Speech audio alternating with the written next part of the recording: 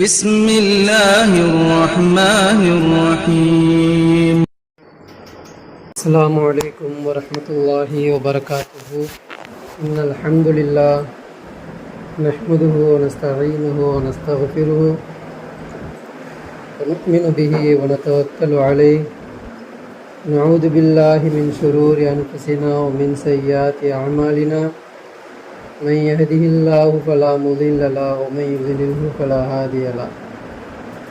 ونشهد أن لا إله إلا الله وحده لا شريك له ونشهد أن محمدا عبده ورسوله.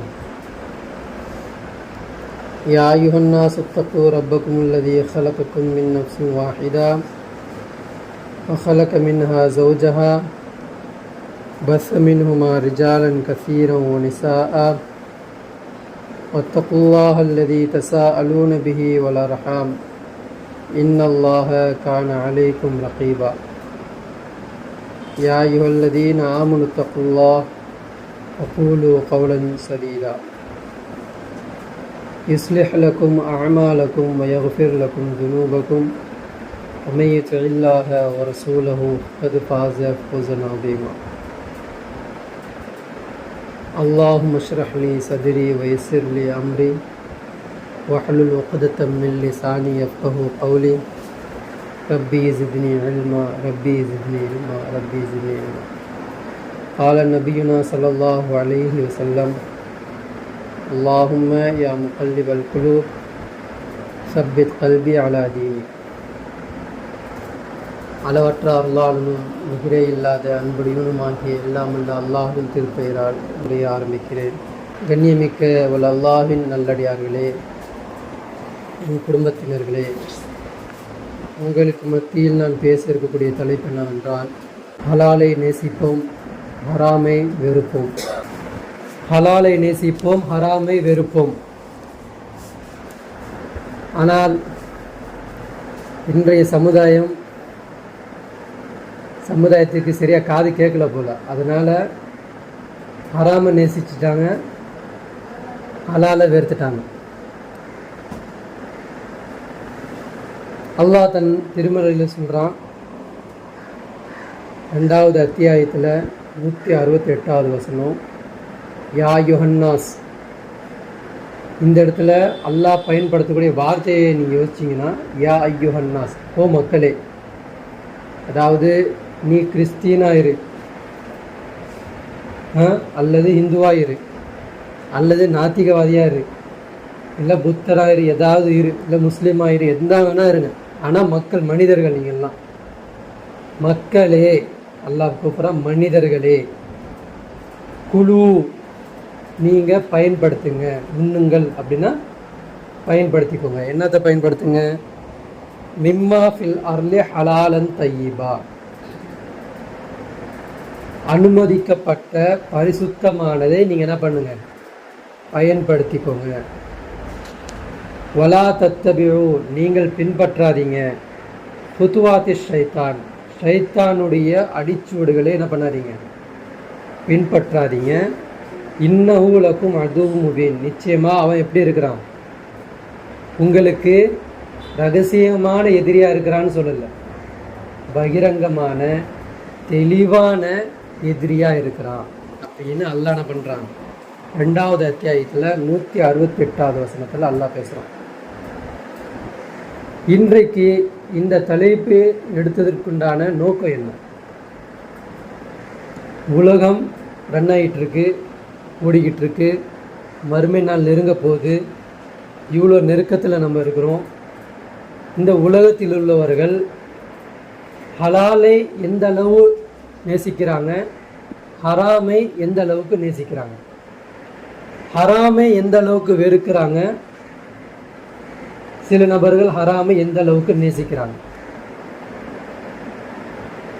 இப்போ அல்லாஹ் உங்களுக்கு அனுமதிக்கப்பட்டதை, பரிசுத்தமானதை நீங்கள் என்ன பண்ணுங்க? உண்ணுங்கள், பருகுங்கள், யூஸ் பண்ணிக்கோங்கன்னு அல்லாஹ் சொல்லும் பொழுது, நமக்கு டைரெக்டாக கடிவாளம் கட்டின அந்த குதிரை மாதிரி நம்ம மைண்ட் எங்கே போவோம்? எதுக்கு போவோம்? சாப்பாடு விஷயத்தில் மட்டும் போவோம். நம்ம சாப்பாடு மட்டும்தான் சாப்பிட்றோமா? வேறு எதுவும் அணுகிறதே இல்லையா? என்ன பண்ணுறோம் நம்ம உலகத்தில் நம்ம சாப்பாடு மட்டும் தான் சாப்பிட்றோமா? ஃப்ரூட்ஸ் மட்டும் தான் சாப்பிட்றோமா? வெஜிடபிள் மட்டும் தான் சாப்பிட்றோமா? இது மட்டும் தான் சாப்பிட்றோமா? என்னென்னத்தை நம்ம யூஸ் பண்ணிக்கிட்டு இருக்கோம்? என்னென்ன யூஸ் பண்ணுறோம் சொல்லுங்கள்.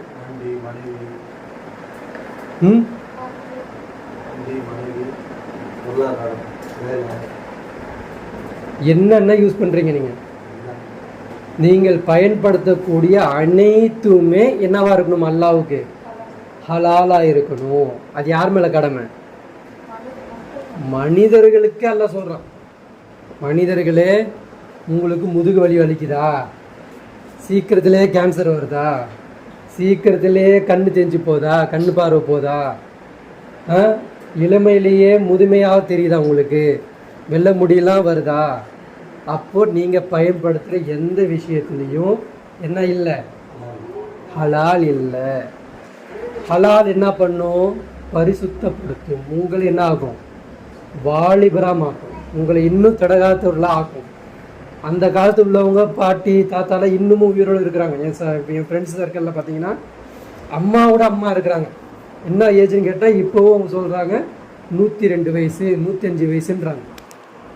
எங்கே இருக்கிறாங்கன்னா கிராமப்புறங்களில் இருக்கிறாங்க. சரி, இப்போ டாபிக் என்ன அப்படின்னா ஹலாலை நம்ம எடுத்துக்கணும், ஹராமை வெறுக்கணும். ஹலாலை நம்ம எந்த அளவுக்கு எடுத்துக்கிறோம்?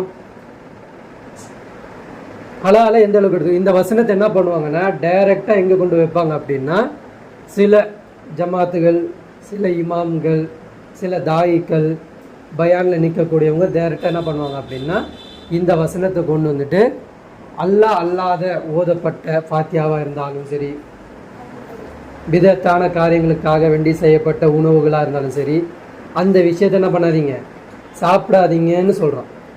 ஆனால் அப்படி சொல்ல வேண்டிய அல்லாஹ் மக்களேன்னு கூப்பிட வேண்டிய அவசியம் இல்லை. என்னன்னு கூப்பிட வேண்டிய அவசியம் இல்லை? மக்களேன்னு கூப்பிட வேண்டிய அவசியம் இல்லை, மனிதர்களேன்னு கூப்பிட வேண்டிய அவசியம் இல்லை. ஏன்னா அல்லாவை ஏற்றுக்கிட்டவன் தான் ஃபாத்தியாவுக்கு ஓத மாட்டான், அல்லாவை ஏற்றுக்கிட்டவன் தான் தர்காவுக்கு போக மாட்டான், அதில் இருக்கக்கூடிய சடங்கு சாப்பாடு சாப்பிட மாட்டான், அதில் அறுக்கப்பட்ட ஃபாத்தியாவுக்கு கொடுக்கப்பட்ட பிரியாணி சாப்பிட மாட்டான், எதுவும் பண்ண மாட்டான். கத்தம் பாத்தியா 40ஆம் பாத்தியா இந்த மாதிரி நிறைய இருக்குது, இதை சாப்பாடு சாப்பிட மாட்டான். ஆனால் இங்கே அல்லாஹ் மனிதர்களை கூப்பிட்டு ஒரு விஷயத்தின் பால் சொல்கிறான், என்ன பண்ணக்கூடாது, நீங்கள் சாப்பிடாதீங்க, யூஸ் பண்ணாதீங்க, எதை தவிர நான் உங்களுக்கு என்ன ஹலால் ஆக்கி வச்சுருக்கனோ அதை தவிர மற்ற எதையுமே நீங்கள் என்ன பண்ணாதீங்க, யூஸ் பண்ணாதீங்கன்னு சொல்கிறோம்.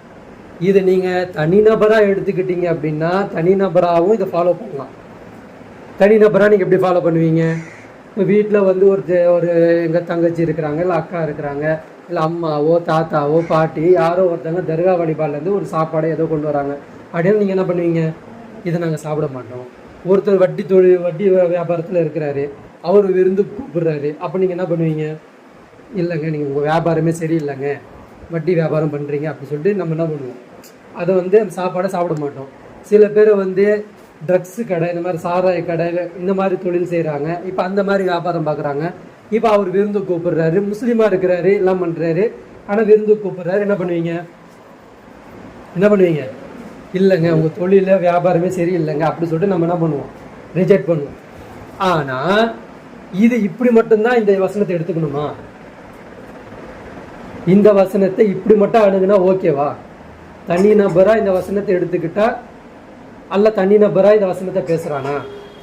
இல்லையே. அல்லாஹ் எப்படி பேசுகிறான்னா காமனாக பேசுகிறான், மக்களேன்னு சொல்லிட்டு காமனாக அழைக்கிறான். அப்போ காமனாக அழைக்கும் பொழுது அல்லாஹ் உன்னுடைய எல்லா துறைகளுக்கும் கை வைக்கிறான். அல்லாஹ் எதில் வரான்? எல்லா துறையிலையும் அல்லாஹ் தன்னுடைய பங்களிப்பு இருக்கணும்ன்ற அல்லாஹ் சொல்கிறான்.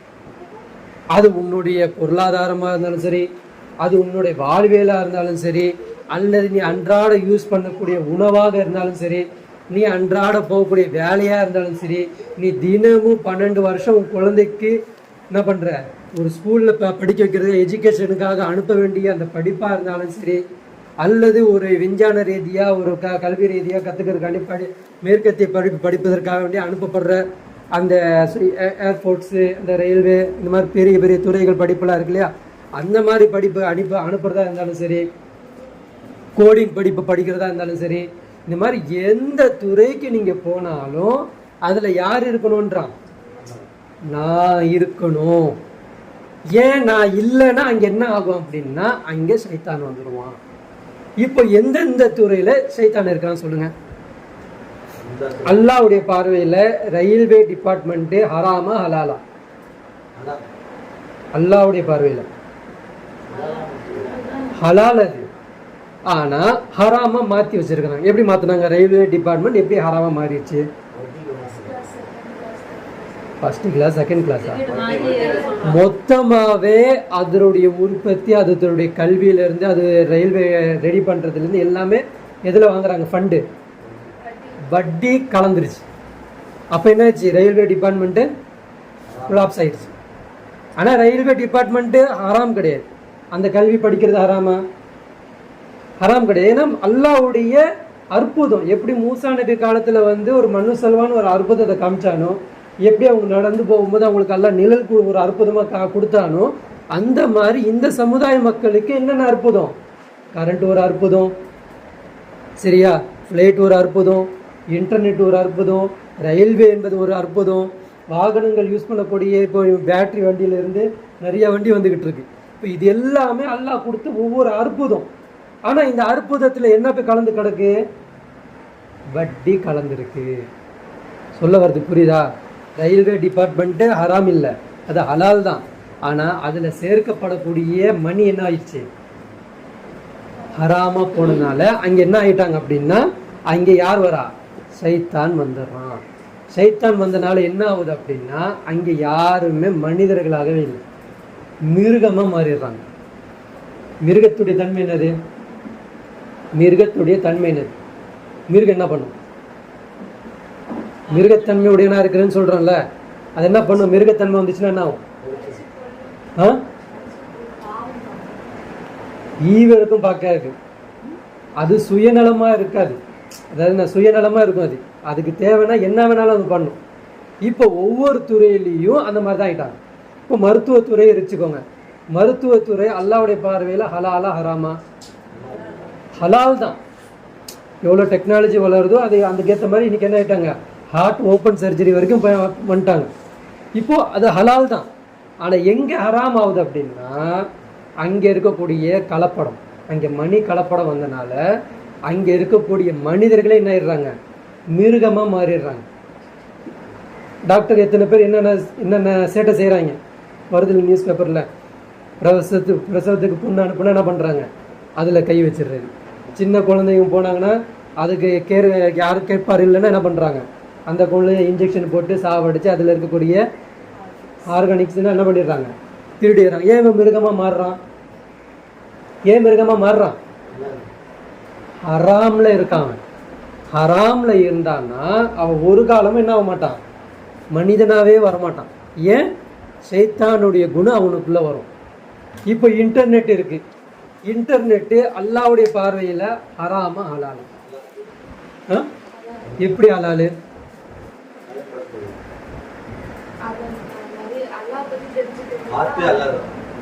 இன்டர்நெட்டு ஹலால் தான்.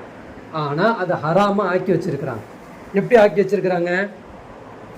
இதுதான் நம்ம பயன்படுத்தக்கூடிய, இதுதான் நல்லா சொல்ல வரான். நீங்கள் பயன்படுத்தக்கூடிய, நீங்கள் அனுபவிக்கக்கூடிய, உண்ணுங்கள்னா உண்றது மட்டுமே இது மட்டுமே உண்றோம். சாப்பாடு மட்டுமே சாப்பிட்றோம். ட்ரெஸ்ஸு நம்ம என்ன பண்ணுறோம்? அணுகுறோமா இல்லையா? வீடு என்ன பண்ணுறோம்? அணுகுறோமா இல்லையா? இன்டர்நெட் பக்கம் நம்ம போகிறோமா இல்லையா? அது யூஸ் பண்ண தானே செய்கிறோம். அதுக்கு பேர் என்னது? யூஸ் பண்ணுறது தான். அப்போ யூஸ் பண்ணுற ஒவ்வொன்றையும் நீங்கள் என்ன பண்ணிக்கோங்க? ஹலால் ஆக்கிடுங்கன்னு நல்லா சொல்ல வரானா இதுக்கு பின்னாடி ஒரு அரசியல் இருக்குது. இது நானும் சரி செய்ய முடியாது. இப்போ ரயில்வே டிபார்ட்மெண்ட்டை நான் பேசினேன், ஒரு மருத்துவத்துறையை பற்றி நான் பேசினேன். இது மாதிரி போலீஸ் டிபார்ட்மெண்ட்லே இருக்குது. இந்த மாதிரி வந்து என்னது அட்வொகேட்டு அந்த துறையிலே என்ன இருக்குது? வக்கீல் அந்த துறையில் என்ன இருக்குது? மோசடி இருக்குது. இந்த மாதிரி இன்டர்நெட்லேயே என்ன இருக்குது? மோசடி இருக்குது. இப்போ சின்ன குழந்தை 5 வயசு குழந்தை ஒரு ஃபோன் எடுக்குதுன்னா அது என்ன பார்க்கும்? நம்ம நினைக்கிறோம் கேம் பார்க்கும், அப்படி பார்க்கணும். அது பார்க்க அதுக்கு ஒரு கல்வி, அது ஒரு ஆட்டோமேட்டிக்காக அவனுக்கு ஒன்று சொல்லிக் கொடுக்கும். அது சொல்லி கூட அவன் எங்கே போய் நிற்பான்? இன்றைக்கி சமுதாயம் எங்கே போய் நிற்கிது? எங்கே நிற்கிது சமுதாயம்? அவனுக்கு விஞ்ஞானம் வளர்ந்துக்கிட்டு இருக்கு, அறிவு வளரணும். ஆனால் அறிவு வளராமல் வேற ஒரு பக்கம் அவங்க போகிறாங்க. ஒன்று என்ன போகிறாங்க? வன்முறைக்கு போகிறாங்க, ஒன்று என்ன பண்ணுற போதைக்கு அடிமையாடுறாங்க, இன்னொன்று பெண்கள் பின்னாடி போயிடுறாங்க, இல்லைனா விபச்சாரத்துக்கு போயிடுறாங்க. இதுக்கு தானே அவங்க இன்டர்நெட் யூஸ் பண்ணுறாங்க, வேற எதுக்கு யூஸ் பண்ணுறாங்க? இப்போ அப்படியே உள்டாவா வைங்க. இன்னைக்கு ரசூல் ஸல்லல்லாஹு அலைஹி வஸல்லம் கரண்ட்ல இருந்து, இன்னைக்கு அல்லாஹ்வுடைய மார்க்கம் அவங்க கையில் இருந்து, இன்னைக்கு அவங்க கையில் ரயில்வே துறையில இருந்து, ஏர்ஃபோர்ஸில் இருந்து, காவல்துறையில இருந்து, வக்கீலில் இருந்து, இன்டர்நெட்டில் இருந்து, உணவுப் பொருட்கள்ல இருந்து எல்லாமே ரசூல் ஸல்லல்லாஹு அலைஹி வஸல்லம் அவங்க வந்து பார்த்துக்கிறாங்க. அப்படின்னா இப்போ இந்த துறையில் என்னென்ன இருக்காது? இன்டர்நெட்டு மக்கள் யூஸ் பண்ணுவாங்க. ஆனால் எப்படி யூஸ் பண்ணுவாங்க? இன்டர்நெட்டு மக்கள் யூஸ் பண்ணுவாங்க. ஏன்னா எப்படி யூஸ் பண்ணுவாங்க? சில விஷயங்களுக்கு நீங்க போறீங்களா, தேட போறீங்களா, ஆடல் பாடல் கூத்து ஆபாசம் மியூசிக்னு போறீங்கல்ல, இது எதுவுமே அங்க இருக்காது. உலகத்துல அல்லாஹ்வுடைய அற்புதம் இது. இன்னைக்கு ஒரு கலீஃபா இந்த உலகத்துல இருந்தாங்க அப்படின்னா ஒரே இடத்துல உட்கார்ந்துக்கிட்டு முழு உலகத்தையும் அவர் நிர்வாகம் செய்ய முடியுமா முடியாதா? இந்த இன்டர்நெட்டு முழு உலகத்தில் இருக்கக்கூடிய செய்தியை உண்மை செய்தி சொல்லுமா சொல்லாதா? இன்னைக்கு இன்டர்நெட் உண்மை பேசுதா பொய் பேசுதா? அப்ப நீங்க எதை அணுகுறீங்க? அப்ப சைத்தானுடைய அடிச்சூடு என்னது? அவன் என்ன பண்ணா? பெருமை பண்ணா. அப்போ இன்னைக்கு இருக்கக்கூடிய எல்லா துறையில பெருமை இருக்கா? ஏன் பெருமை வருது? அதுவா வருதா? அந்த வட்டி உங்களை என்ன ஆகுது? பெருமை அடிக்க செய்யுது. அப்படின்னு என்ன இருக்கு? மோசடி, பித்தலாட்டம், பொய், இதெல்லாம் என்ன பண்ண வைக்குது? என்ன சொல்ல வைக்குது? இதெல்லாம் எல்லா துறையிலும் இருக்கா? மோசடி இருக்கா? பித்தலாட்டம் இருக்கா? பொய் இருக்கா? அகம்பாவம் இருக்கா? திமிர் இருக்கா? இது எல்லா துறையிலையும் இருக்கும். ஏன் இருக்கு? இதே காவல்துறை, இதே ஜட்ஜ்மெண்ட்டு எல்லாமே ரசூலுல்லாஹி ஸல்லல்லாஹு அலைஹி வஸல்லம் காலத்துல இருந்துச்சு. ஆனா யாராவது அதுக்காக பயந்தாங்களா? யாருக்காவது ஆணவத்தை காமிச்சாங்களா? பெருமையை காமிச்சாங்களா? பொய் சாட்சி சொன்னாங்களா? ஏன் பண்ணல? அங்க என்ன இருந்துச்சு? ஹலால் இருந்துச்சு. ஹலால் இருந்தா மக்களும் ஹலாலா இருப்பாங்க. ஹலால்னா அவங்க சிந்தனையில இருந்து, அவங்க ஆற்றல்ல இருந்து, அவங்க படிக்கக்கூடிய கல்வியில இருந்து, அவங்க பார்க்கக்கூடிய ஒவ்வொரு காட்சியில இருந்து எல்லாமே ஹலாலா இருக்கும். அவங்க அந்நிய பெண்ணை பார்ப்பாங்க, தவறான கண்ணோட்டத்துல பார்க்கவே மாட்டாங்க. பார்ப்பாங்களா? பார்க்க மாட்டாங்க. பார்க்க மாட்டாங்க. இன்னைக்கு ஒரு ஆணோ ஒரு பெண்ணோ தவறான கண்ணோட்டத்துல பார்க்கறாங்கன்னா பார்க்க சொல்லி கொடுக்கறது யார்? நீ பார்க்கக்கூடிய அனாச்சாரமான விபச்சாரமான படங்கள் தானே, நீ பார்க்கக்கூடிய ரீல்ஸ் தானே, நீ பார்க்கக்கூடிய ஷார்ட் தானே உங்களை பார்க்க சொல்லுது. அங்கங்கள்ல இருந்து எல்லாத்தையும் பார்க்குது. ஏன்? இது என்னது இது? அப்போ நம்ம பயன்படுத்தக்கூடிய ஒவ்வொரு விஷயத்திலையும் ஹலால் இல்லாம ஹராமா போனதுனால இன்னைக்கு நாம எங்க போயிட்டு இருக்கோம் அப்படின்னா யாருக்கு பின்னாடி போயிட்டு இருக்கோம்? ஷைத்தானுக்கு பின்னாடி போயிட்டு இருக்கோம். அப்போ ஒரு அசிங்கத்தை நம்ம எப்படி வெறுக்கணும்? ஒரு அசிங்கத்தை இருக்குல்ல, ஒரு அசிங்கத்தை எப்படி வெறுப்பீங்க? ஹராம வெறுக்கணுமா இல்லையா? ஆனா நம்ம முன்னாடி ஹராமு புகழ்ந்துகிட்டு இருக்கு, அது நடைமுறையில இருக்கு, கலந்து கிடக்கு, ஒரு மாற்றம் நம்மகிட்ட இல்லை, ஒன்றும் இல்லை. ஆனா வெறுக்கணும்னு சொல்றாங்க. எப்படி வெறுப்பீங்க நீங்க? எப்படி வெறுக்க முடியும் உங்களால? எப்படி வெறுக்கிறது? வெறுக்கிறதுக்குரிய உங்களுக்கு முன்னாடி சில பொருட்கள் வச்சா எப்படி நீங்க வெறுப்பீங்க? உங்களுக்கு அருவருப்பான, அசிங்கமான, அதுக்கு முன்னாடி உட்காரவே முடியாத சில பொருட்களை இமேஜினேஷன் பண்ணுங்க. அதுக்கு முன்னாடி நீங்க எப்படி வெறுப்பீங்க? இப்போ உங்களுக்கு என்ன பண்றேன் நானு, நல்ல ஒரு தட்டுல நல்லா ஃப்ரை பண்ண ஒரு ஆட்டுக்காலை நல்லா பொரிச்சு, மசாலா தடவி நல்லா பொரிச்சு கொதன்னு ஆக்கி அடி எடுத்த லையா அப்படியே ஒரு லேயராக வர மாதிரி ஆக்கி அப்படியே ரொட்டி மசாலா வெண்ணெல்லாம் போட்டு உங்களுக்கு முன்னாடி வைக்கிறேன், கொண்டு வந்து கொடுக்க போகிறேன். சரியா? உங்களுக்கு முன்னாடி ஒரு பேசஞ்சர் நிறைய பேர் இருக்கிறாங்க. உங்கள் பக்கத்தில் இருக்கிறவருக்கு ஒரு வாமிட்டு வழக்குன்னு எடுத்துட்டாரு, முன்னாடி ஃபுல்லாக கிடக்கு. சரியா? இப்போ சுட கொண்டு வந்து உங்கள்கிட்ட கொடுக்குறாங்க. சாப்பிடுவீங்களா நீங்கள்? ஏன் சாப்பிட மாட்டேன்றீங்க? ஏன் நல்ல பொருள் தானே கொடுத்தேன் நான். இந்த பார்வை எல்லா துறையிலும் நமக்கு இருக்கணும். இந்த அருவருப்பு நமக்கு இல்லவே இல்லை, சகஜமா இருக்கணும். எப்படிப்பட்ட ஒரு ஃப்ரை பண்ண ஒரு ஆட்டு கால் வாழ்க்கையில் கிடைக்குமா நமக்கு? அதை கொண்டு வந்து கையில் கொடுத்து இந்தா சாப்பிடியாண்ணா அந்த நாட்டத்தில் உட்காந்துக்கிட்டு அந்த அந்த இதை களியை பார்த்துட்டு நம்மளால் சாப்பிட முடியுமா? ஸ்மெல்லு வேறு அடிக்குதுன்னு வச்சுக்கோ. உட்காருங்க முதல்ல. சரி, அப்படியே சாப்பிட சொல்லி நிர்பந்திக்கப்பட்டா எவ்வளோ சாப்பிடுவேன்? தட்டு நிறைய சாப்பிடுவியா? எவ்வளோ சாப்பிட முடியும் உங்களால்? எவ்வளோ சாப்பிட முடியும்? முடியாது. இந்த கண்ணோட்டம் ஒரு முஸ்லீம் ஒரு முஸ்லீமுடைய ஒரு மும்மினுடைய ஈமான் இந்த அளவுக்கு அல்லாஹ் பேசக்கூடிய ஜானரில் அல்லாஹ் பேசக்கூடிய விதத்தில் ஒருத்தன் குரானை விளங்குறான் அப்படின்னா அவன் உலகத்தை எப்படி பார்ப்பான்? எப்படி பார்ப்பான்? இந்த சிஸ்டமையும் சரி, இந்த கல்வித்துறையும் சரி, இங்கே இருக்கக்கூடிய எல்லா துறையும் சரி, இதில் வட்டி கலந்துருக்கு, இதில் அருவருக்கத்தக்க செயல் இருக்குது, இதில் அனாச்சாரம் இருக்குது, இதில் விபச்சாரம் இருக்குது அப்படின்னா அவனுடைய பார்வை எப்படி இருக்கும்? எனக்கு அல்லாஹ் என்ன பண்ணுறான்? டீஃபால்ட்டாகவே பண வசதி கொடுக்குறான். இப்போது எனக்கு வந்து தெரிஞ்சிச்சு இதெல்லாம் ஹராம், ஓகே இதெல்லாம் ஹராம் அப்படின்னு தெரிஞ்சிச்சு. ஆனால் எனக்கு வெறுக்கிறதுக்கு எப்படி தெரியல. ஒருத்தன் வெறுக்கிறான் அப்படின்னா அவன் சாப்பிடல, அந்த சாப்பாடு சாப்பிடல. அந்த மாதிரி ஒருத்தனுக்கு அல்லாஹ் என்ன பண்ணுவான்? வியாபாரத்தில் உதாரணத்துக்கு தான் சொல்கிறேன். ஒருத்தனுக்கு வியாபாரத்தை எல்லாம் கொடுக்குறான். 100 சரவணா ஸ்டோர் மாதிரி கடை ஓடுதுன்னு வச்சுக்கோயேன், பெருசாக ஓடுது. அப்போ அந்த வர லாபத்தில் அவன் என்ன பண்ணுறான்? ஒரு வீடு, 2 வீடு, அடுத்த வீடு, லக்ஸரி வீடு இப்படி கட்டுறான், இடம் வாங்குறான், இப்படி பண்ணிக்கிட்டே இருக்கிறான். இது வெறுக்கிறானா இல்லை வாழ்கிறானா?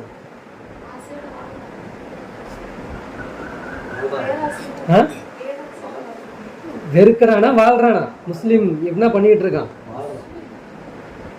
முஸ்லீமை சொல்கிறோமா, ஒருத்தனுக்கு ஹராம் ஹலால் தெரிஞ்சிருச்சு. இப்போ நான் பேசுனதுலேருந்து உங்களுக்கு எல்லா துறையும் தெரியுது, எல்லா துறையும் தப்பு இருக்குன்னு புரிய வருது. இப்போ உங்களுக்கு வியாபாரம் பெருகிக்கிட்டு இருக்கு, பணம் கொட்டுது. அந்த பணத்தை நீங்கள் வீடு வீடாக கட்டி லக்ஸரியாக காரை வாங்கி பெரிய பெரிய பங்களாவில் இருந்து இப்படி பண்ணுவீங்களா? இல்லை என்ன பண்ணுவீங்க? வெறுக்கணும். எப்படி பண்ணுவீங்க? வெறுக்க முடியுமா? என்ன பண்ணுவீங்க? வெறுக்க மாட்டீங்க. நீங்கள் என்ன பண்ணுவீங்கன்னா இன்னும் வாழ தான் பார்ப்பீங்க. இன்னும் நம்ம வீடு கட்டணும், இன்னும் பங்களா கட்டணும், இப்படியே தான் நம்ம போவோமே தவிர, ஆனால் நம்ம கண்ணோட்டம் என்ன வராது? கண்ணோட்டம் என்ன வருது? வெறுக்கு. எப்படி அந்த வாமிட்டுக்கு முன்னாடி உட்காந்து உங்களால் சாப்பிட முடியலையோ அந்த மாதிரி இந்த காசில் வட்டி இருக்குது, நான் வாங்குகிற பொருளில் வட்டி இருக்குது, நான் வாங்குகிற சட்டையில் வட்டி இருக்குது. அப்போ நான் சாப்பிட்ற நான் ஒரு மூட்டை அரிசி வாங்குறேன், அதில் ஒரு படி சோறு போட்டு அளந்து நான் பண்ணுற வேக வச்சு நான் சாப்பிட்டுட்டு இருக்கேன்.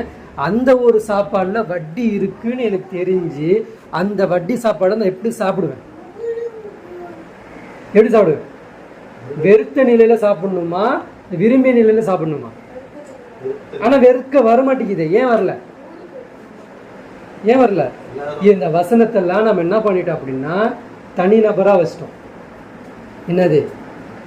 ரத்த மாமிசத்தை சாப்பிடக்கூடாது, தானாக செத்த கறியை சாப்பிடக்கூடாது, அல்லாத பெயர்கள் சொல்லப்படாத விஷயங்களை சாப்பிடக்கூடாது, வேற என்ன சாப்பிடக்கூடாது? பன்றி கறியை சாப்பிடக்கூடாது.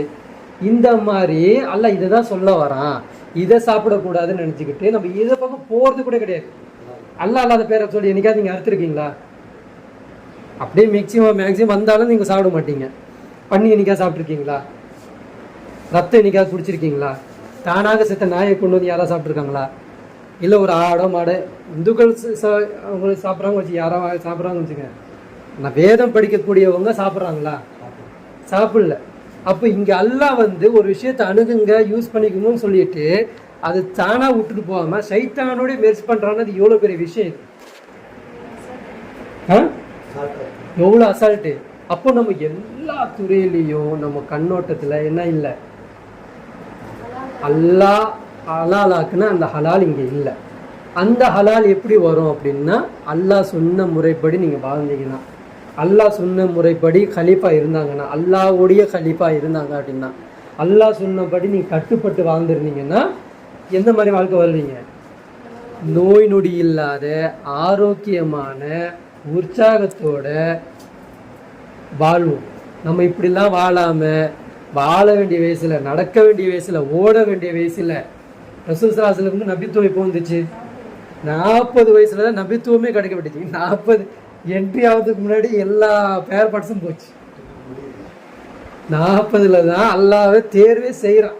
ஏன்னா அப்போதான் ஒரு என்னது அவருடைய ஆணும் பெண்ணும் சரி 2 பேருக்குமே அந்த மூளைன்றது ஒரு புத்துணர்ச்சி, ஒரு ஃப்ரெஷ்ஷாக வரும்.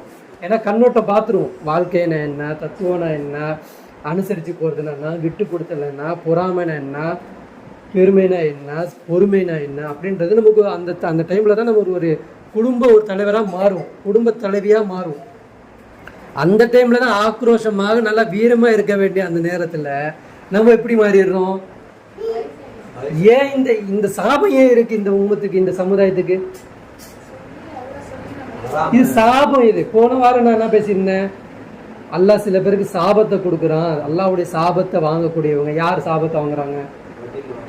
நம்ம தான் வாங்கிக்கிட்டு இருக்கோம். யார் குரான் கையில் கிடைச்சோம் மாற்று மத கல்ச்சரை ஃபாலோ பண்ணுறீங்களோ அவங்களுக்குலாம் அல்லாஹ்வுடைய சாபம் இருக்குன்னு. அல்லாஹ் சாபம் எப்படி கொடுப்பான்? அல்லாஹ்வை விட்டுட்டீங்க, சைத்தானை உங்களுக்கு தூதராக எடுத்துக்கிட்டீங்க, அவனுடைய கல்ச்சரை ஃபாலோ பண்ணுறேன்னு போகிறீங்க. அப்போ அவன் என்ன பண்ணுவான்? உங்களை ஏமாத்த தான் செய்வான். அவன் என்ன தெளிவான பகிரங்கமான எதிரின்னு நல்லா சொல்லிட்டான். அவன் என்ன பண்ணுவான்? உங்களை ஏமாத்த தான் செய்வான். அப்படியே ஐஸ்கிரீம் அப்படியே காட்டுவான். அப்படியே நீங்கள் பார்த்தீங்கன்னா அப்படியே ஆடை பார்த்தீங்கன்னா அப்படியே உருகும், அப்படியே வாயிலிருந்து ஊற்றும். ஆனால் உண்மையில் அது ஐஸ்கிரீமா? இல்லை. அது என்னத்தை போட்டு அதை ரெடி பண்ணுறாங்க? கெமிக்கலும் இன்னொன்று இது அது என்ன பாமாயில் எண்ணெயை போட்டு அதை ரெடி பண்ணி காமிக்கிறான். ஆனால் காட்டும்போது எப்படி இருக்கு? நமக்கு வாழை ஊன்ற மாதிரி இருக்கு. ஆனால் அது சாப்பிட்டா என்னென்ன ஆகுதுன்னு அவனே அதிலே மென்ஷன் பண்ணி வச்சிருக்கான். என்னென்ன ஆகுது? உனக்கு எலும்பு தேய்மானம் ஏற்படும், சுகர் நோய் வந்துடும். இந்த மாதிரி தொடர்ச்சியாக சாப்பிட்டேன்னா என்ன ஆகும்? கிட்னி சட்னியாக போயிடும். இன்னும் நிறையா விஷயங்கள் ஆகும். இதெல்லாம் அவன் சொல்லி ஏமாற்றிக்கிட்டு இருக்கான். ஆனால் நம்ம என்ன பண்ணிக்கிட்டு இருக்கோம்? அல்லாஹ் விட்டு வேறு விஷயங்கள் நம்ம போனதுனால நம்ம என்ன ஆகிட்டோம்? நம்மளுடைய பாதை மாறிடுச்சு. இப்போது இதே மாதிரி தான் நம்மளுக்கு நம்ம என்ன பண்ணணும் அப்படின்னா, இந்த ஹலாலை நம்ம மேலோங்க செய்யணும் அப்படின்னா நம்மளுடைய ஒரே ஆயுதம் நம்ம கிப்லாவை நம்ம ரெடி பண்ணணும். இந்த ஹலாலை நான் சரி செய்யணும்னா இந்த ஹலாலை நான் சரி செய்ய முடியாது, இது என் கையில் இல்லை. அப்போ என் கிப்லா என்னது? என் கிப்லா என்னது? மக்கா. அப்போ அந்த மக்கா தான் என்னுடைய தலைமை செயலகமாக மாறணும். அது என்னைக்கு மாறுதோ அப்போதான் என்ன ஆக முடியும்? ஹலாலு உங்கள்கிட்ட ஹலாலாக இருக்கும், ஹராமு உங்கள்கிட்ட ஹராமாக இருக்கும். சரியா?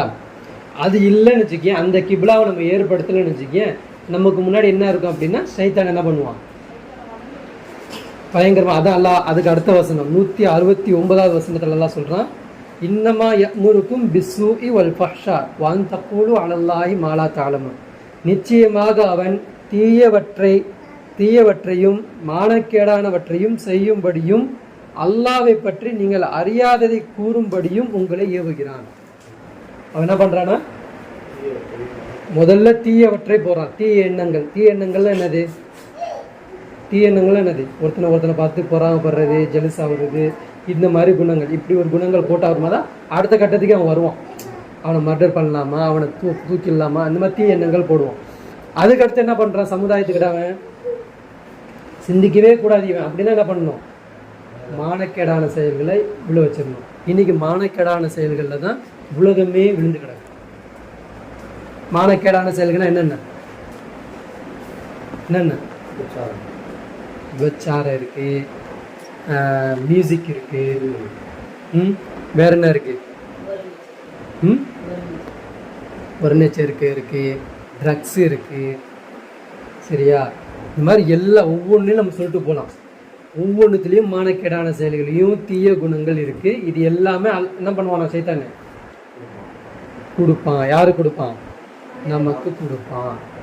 இப்போ நம்ம இது எல்லாம் நம்ம தவிர்த்து எப்படி வாழ முடியும்? இப்போ அல்லாஹ் சொல்கிறான் பாருங்க. இப்போ அதோட 170வது வசனம் அல்லாஹ் சொல்கிறான், வைதா கீல லஹும் இத்தபிஉ மா அன்ஸலல்லாஹு காலு பல் நத்தபிஉ மா அல்ஃபைனா அலைஹி ஆபாஅனா அவ்வளவுக்கான ஆபாஹும் லா யாகிலூன ஷைஅன் வலா யஹ்ததூன். அல்லாஹ் இறக்கி வைத்ததை பின்பற்றுங்கள் என்று அவர்களிடம் கூறப்பட்டால், மேலே அல்லாஹ் என்ன சொன்னா? ஹலாலை சாப்பிடுங்கன்னு சொன்னால் நீங்கள் வெறும் ஹலால்னு எடுத்துக்கிட்டிங்கன்னா தனி நபராக எடுத்துக்கிட்டால் ஒன்றும் பெரிய பிரச்சனையே கிடையாது. ஆனால் இதே ஒரு கிப்லாவா, ஒரு அரசாங்கமாக, ஒரு ஹலீஃபாவா ஏற்படுத்தினீங்கன்னா இந்த வசனம்லாம் உங்களுக்கு புரியும். புரியுதா? அல்லாஹ் சொல்கிறான், அல்லாஹ் இறக்கி வைத்ததை பின்பற்றுங்கள் என்று அவர்களிடம் கூறப்பட்டார். அப்படின்னா என்னது? அல்லாஹ் இந்த இடத்துல இதை பற்றி தான் பேசியிருக்கான். ஆனால் வேற இடத்துல அல்லாஹ் என்ன பேசுகிறான்? இனில் ஹுக்மு இல்லால் இல்லான்னு. அல்லாஹ்வுக்கு தான் என்ன இருக்கான்? அதிகாரம். என்ன அதிகாரம்? சட்டத்தை நிறுவக்கூடிய, அதை அமல்படுத்தக்கூடிய எல்லா அதிகாரமும் யாருக்கு இருக்கான்? அது அல்லாஹ்வுக்கு. வேற இடத்துல அல்லாஹ் பேசுவான். இதுதான், இது மொத்த பேக்கேஜ் தான் அந்த இறைவேதம். புரியுதா? இந்த மொத்த பேக்கேஜை அவங்கள்ட்ட என்ன சொல்லப்படுதான்? அல்லாஹ் இறக்கி வைத்ததை பின்பற்றுங்கள் என்று அவர்களிடம் கூறப்பட்டால், யார்கிட்ட கூறப்பட்டால்? யார் அந்த ஹலாலையும் ஹராமையும் பார்க்காம மிக்ஸ் பண்ணி வாழ்ந்துக்கிட்டு இருக்காங்களோ அவங்கள்ட்ட சொல்லப்பட்டால், அவங்க சொல்கிறாங்களாம், அவர்கள் அப்படியல்ல, எங்களுடைய மூதாதையர்கள் எந்த வழியில் நடக்க கண்டோமோ அந்த வழியை நாங்களும் பின்பற்றுகிறோம் என்று சொல்கிறாங்க. என்ன சொல்கிறாங்க? என் அப்பா அம்மா காலத்தில் இருக்கும்போதே இந்த பேஸ்ட் இருக்க தான் செஞ்சிச்சு. எங்கள் அப்பா அம்மா காலத்தில் இருக்கும்போதே இந்த போலீஸ் துறை இப்படி தான் இருந்துச்சு. எங்கள் அப்பா அம்மா காலத்திலேயே இந்த வக்கீல் துறை இப்படி தான் இருந்துச்சு. எங்கள் அப்பா அம்மா காலத்திலேயே பேங்கிங் சிஸ்டத்தில் அவங்க இருந்தாங்க. இப்போ நீ என்னத்த புதுசாக சொல்ல வந்துட்ட? புரியுதுங்களா? புரியுதுங்களா? இப்போ நீ என்னத்த புதுசாக சொல்ல வந்துட்ட? நாங்கள் ஆல்ரெடி இப்படி தான் இருக்கிறோம், இப்படி தான் வந்துக்கிட்டு இருக்கோம், இதை தான் பார்த்துக்கிட்டு இருக்கோம். அவங்களுக்கு தெரியாததான் உங்களுக்கு தெரிஞ்சிட போகுது. என்ன கேட்குறாங்க? அவங்களுக்கு தெரியாததே அவங்களுக்கு காட்டி தராதையே உங்களுக்கு புதுசாக புரிஞ்சிட போகுது அப்படின்னு அவங்க கேட்குறாங்க. புரியுதுங்களா? எங்களுக்கு அப்படியல்ல, எங்களுடைய மூதாதையர்கள் எந்த வழியில் நடக்க கண்டோமோ அந்த வழியில் நாங்களும் பின்பற்றுகிறோம் அப்படின்னு சொல்லிட்டு அல்லாஹ் சொல்கிறான் என்று கூறுகிறார்கள். என்ன, அவர்களுடைய மூதாதையர்கள் எதையும் விளங்காதவர்களாகவும் நேர்வழி பெறாதவர்களாகவும் இருந்தாலுமா இவர்கள் இப்படி பேசுவாங்கன்னு கேட்கலாம். அடையங்கப்பா, உன்னுடைய அப்பாவோ உன்னுடைய அம்மாவோ தப்பா வாழ்ந்துருந்தா நீயும் அப்படி தப்பா வாழ்ந்துப்பியா? இந்த இடத்துல தான் நமக்கும் இப்ராஹிம் அலைஹிஸ்ஸலாமுக்கும் டிஃப்ரெண்ட்டு என்னது வேறுபடுது. இப்ராஹிம் அலைஹிஸ்ஸலாம் எப்படி சிந்திச்சாங்க? இப்ராஹிம் அலைஹிஸ்ஸலாம் எப்படி சிந்திச்சாங்க? என் அப்பா இப்படி தான் பார்த்தேன், அதனால நானும் இப்படி தான் வணங்கணும். என் அம்மா இப்படி தான் பார்த்தேன், எனக்கு தாயில் என்னது எனக்கு ஊட்டி விட்ட என் அம்மா இப்படி தான் பார்த்தேன், அதனால நானும் இந்த சிலை வழிபாடு தான் பண்ணணும்னு நினச்சாங்களா? அவங்க ஏன் அப்படி மாற்றி யோசிச்சாங்க? மாற்றியை நினச்சாங்க. ஒரு அறிவு வளராத, ஒரு சமூகம் வளராத, ஒரு என்ன சொல்கிறது, பகுத்தறிவு வளராத ஒரு காலகட்டம். கண்டதெல்லாம் தெய்வம், இதெல்லாம் பார்க்குறாங்களோ அதெல்லாம் தெய்வம். புரியுதுங்களா? அவங்களுக்கு எதெல்லாம் யூஸ் ஆகுதோ அதெல்லாம் தெய்வம். பகல் தெய்வம், இரவு தெய்வம், நட்சத்திரம் தெய்வம், நட்சத்திரத்தை கொண்டு ரூட்டை பார்ப்பாங்க, அது தெய்வம். சூரியன் ஒரு தெய்வம், நிலா ஒரு தெய்வம், இரவு ஒரு தெய்வம், சிலவு ஒரு தெய்வம். இந்த தெருவில் ஒரு கல் காப்பாத்திருச்சுன்னா அந்த கல் அணிலிருந்து அந்த கல் தெய்வம். புரியுதுங்களா? எல்லாமே அவங்களுக்கு தெய்வம். இப்படி ஒரு காலகட்டத்தில் ஒருத்தர் சிந்தனையாளராக மாற முடியுமா? அப்போ அவர் எப்படி சிந்தனையாளராக மாறினார்? எப்படி வெறுத்தார்? உன்னை நெருப்பில் போட்டுருவேன்னு சொன்னாலும் அவரால் எப்படி நிற்க முடிஞ்சுது? அப்போ அல்லாஹ் அவர்கிட்ட குரான் கொடுத்துருந்தானா? குரான் இருந்துச்சா? இல்லை மற்ற வேற ஏதாவது வேதம் இருந்துச்சா? இல்லை அவர் நபின்னு எல்லாம் சொல்லிட்டானா? நீங்கள் இன்று முதல் இப்ராஹிம் உங்களை நாம் அழைக்கப் போகிறோம் எல்லாம் சொல்லிட்டானா? உங்களை நான் கலீலா ஆக்கிட்டேன்னு சொன்னானா? ஆரம்ப ஸ்டேஜ் அது, ஆரம்ப காலகட்டம் அது. எப்படி அவர் தனிப்பட்ட நிபரா தனியாக நின்று தனியாக யோசிச்சார். இதையே எல்லாம் இங்கே பேச வரான். உன் அப்பா அம்மா எப்படி வேணாலும் வாழ்ந்துட்டு போட்டோம், உன் பாதை என்ன? உன் சமகாலத்தில் நீ வாழ்ந்துட்டு இருக்கக்கூடிய காலகட்டத்தில் உன் குரான் இப்படி பேசும் பொழுது எந்தெந்த துறை எப்படி இப்படி இருக்கு நீ பார்க்கணுமா இல்லையா? ஹலாலா ஓடுதா இதை பார்க்கணுமா இல்லையா? ஏன் இவங்க பார்க்க மாட்டேன்றாங்க? ஏன் இவங்க பார்க்க மாட்டேன்றாங்க அப்படின்னா அல்லாஹ் அதுக்கு அடுத்த வசனத்திலேயே சொல்றான், இவங்கெல்லாம் யாரு? மிருகத்துக்கு சமன்றான். அல்லாஹ் சொல்றான் பாருங்க, 171வது வசனம், 2வது அத்தியாயத்தில் 171. மசல் உள்ளதீன கஃபரு கமசலில்லதி எனியகு பிமாலா எஸ்மாவு இல்லா துஆவு நிதா சும்மும் புக்முன் உம்யுன் ஃபஹும் லா யாக்கிலூன். அந்த காஃபிர்களுக்கு, எந்த காஃபிர்களுக்கு? மக்கத்து காஃபிர்களா? அந்த காஃபிர்களுக்குலாம் எந்த காஃபிர்களுக்கு? யாழ் ஹலால பேணலியோ. இப்படிதான் இப்போ சொர்க்கம் சொல்லுங்க, சொர்க்கம் கஷ்டமா இலகுவா? அந்த காஃபிர்களுக்குன்னா எந்த காஃபிர்களுக்கு? யார் அந்த ஹலால பேணலையோ, யார் இதுலலாம் ஹலால் இருக்கா ஹராம் இருக்கான்னு பார்க்கலையோ, அந்த காஃபிர்களுக்கு அல்லாஹ் சொல்றான். இவங்கெல்லாம் யாருக்கு என்ன எதுக்கு சமம் அப்படின்னா, அந்த காஃபிர்களுக்கு உதாரணம் என்னவென்றால், ஒரு ஆடு மாடு மேய்ப்பவனின் கூப்பாட்டையும் கூச்சலையும் தவிர வேற எதையும் கேட்டு அறிய மாட்டார்கள். ஒரு 3 மாசத்துக்கு, ஒரு 2 வாரத்துக்கு முன்னாடி பேசியிருந்தேன். ஜிம்மி ஞாபகம் இருக்கா? ஜிம்மி, ஜிம்மி தூங்குன்னு என்ன பண்ணிடுறது? ஜிம்மி தூங்கிடும். என்ன பண்ணுறது ஜிம்மி? நேற்று ஒரு பயான் கேட்டேன். அவர் என்ன பண்ணாரு, எல்லாத்துலேயும் ஹராம் இருக்குன்ட்டாரு. இது கரெக்டாக தான் படுது, நீங்கள் எப்படி சொல்கிறீங்கன்னு சொல்லிட்டு அந்த ஜிம்மி போய் என்ன பண்ணும், அந்த ஆடு மேய்ப்பாளன்ட்ட போய் கேட்கும். அந்த ஆடு மேய்ப்பாளன் என்ன பண்ணும், ஏய் உனக்கு இதை பற்றி அறிவு கிடையாது, இதெல்லாம் நீ ஓவராலாக டோஸ் ஏற்றிக்க கூடாது, அவங்க வழிகேடர்கள், அவங்க பேச்சு நீ கேட்கக்கூடாது, நாங்கள் சொல்கிறது தான் கேட்கணும், தூங்குனா நீ போய் நீ கரெக்டாக தான் இருக்கிற, 5 வேளை தொழுதுட்டு அப்படியே இரு, கரெக்டாக இருப்ப அப்படி சொன்னால் அந்த ஜிம்மி அணிலேருந்து என்ன பண்ணிடும், அந்த ஜிம்மி மற்ற யாரை பார்த்தாலும் அணிலேருந்து என்ன பண்ணிடும், இது வழிகேட, இந்த வழிகேடு நான் போகக்கூடாது சொல்லிட்டு அந்த ஜிம்மி அணிலேருந்து சைலண்ட் ஆகிடும். ஆனால் இந்த மார்க்கம் மட்டும், இஸ்லாமிய மார்க்கம் மட்டும் என்ன சொல்லுது அப்படின்னா, நீ சிந்திக்க மாட்டியான்னு கேட்குது. எல்லாம் இதில் என்ன சொல்ல வரான்னா, ஏன்னா கால்நடை மாதிரி இருக்கிறீங்க, கால்நடை தானே சிந்திக்காது, நீங்கள் சிந்திக்க மாட்டீங்களான்னு கேட்குறாங்களா. அப்போ நம்மளை சிந்திக்க சொல்கிறான், யோசிக்க சொல்கிறான். ஒருத்தர் வேணும்னு சொல்லிட்டா, ஒருத்தர் இல்லைன்னு சொன்னால் நீ எப்படி உட்காந்துருவியா?